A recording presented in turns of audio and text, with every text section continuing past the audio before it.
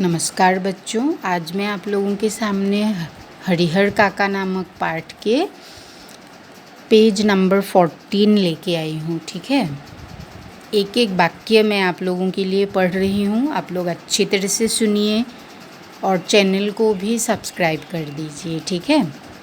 लेकिन हरिहर काका सोच कुछ और रहे थे और वातावरण कुछ दूसरा ही तैयार हो रहा था। ठाकुरबाड़ी से जिस दिन उन्हें वापस लाया गया था, उसी दिन से उनके भाई और रिश्ते नाते के लोग समझाने लगे थे कि विधिवत अपनी जायदाद वे अपने भतीजों के नाम लिख दें। वह जब तक ऐसा नहीं करेंगे तब तक महंत की गिद्ध दृष्टि उनके ऊपर लगी रहेगी। जिस पर मंडरा रहे तूफान से मुक्ति पाने के लिए उनके समक्ष अब यही एकमात्र रास्ता है। सुबह, दोपहर, शाम, रात गए तक यही चर्चा। लेकिन हरिहर काका साफ नकार जाते, कहते मेरे बाद तो मेरी जायदाद इस परिवार को स्वतः मिल जाएगी, इसीलिए लिखने का कोई अर्थ नहीं। महंत ने अंगूठे के जो जबरन निशान लिए हैं उसके खिलाफ मुकदमा हमने किया ही है। भाई जब समझाते समझाते हार गए तब उन्होंने डांटना और दबाव देना शुरू किया, लेकिन काका इस रास्ते में भी राजी नहीं हुए।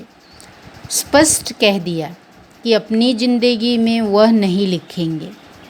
बस एक रात उनके भाइयों ने वही रूप धारण कर लिया जो रूप महंत और उनके सहयोगियों ने धारण किया था।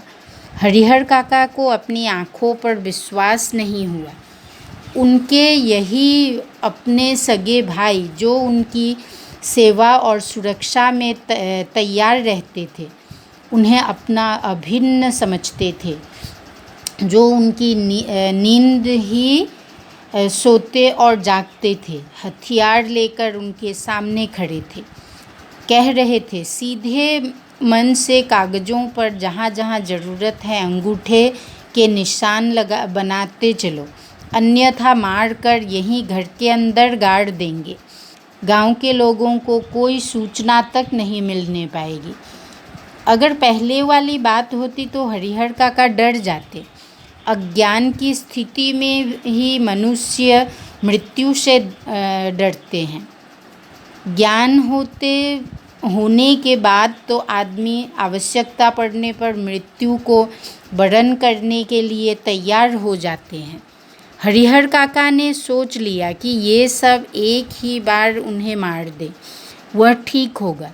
लेकिन अपनी ज़मीन लिख कर रमेशर की विधवा की तरह शेष जिंदगी वे घुट घुट कर मरे, यह ठीक नहीं होगा। रमेशर की विधवा को बहला फुसला कर उसके हिस्से की ज़मीन रमेशर के भाइयों ने लिखवा ली। शुरू में तो उसका खूब आदर मान किया, लेकिन बुढ़ापे में उसे दोनों जून खाना देते उन्हें अखड़ने लगा। अंत में तो उसकी वह दुर्गति हुई कि गांव के लोग देखकर सिहर जाते। हरिहर काका को लगता कि अगर रमेशर की विधवा ने अपनी ज़मीन नहीं लिखी होती तो अंत समय तक लोग उसके पांव पखाड़ते होते। हरिहर काका गुस्से में खड़े हो गए और गरजते हुए कहा, मैं अकेला हूँ, तुम सब इतने हो, ठीक है मुझे मार दो, मैं मर जाऊँगा, लेकिन जीते जी एक धूड़ ज़मीन भी तुम्हें नहीं लिखूँगा। तुम सब ठाकुरबाड़ी के महंत पुजारी से तनिक भी कम नहीं। देखते हैं कैसे नहीं लिखोगे।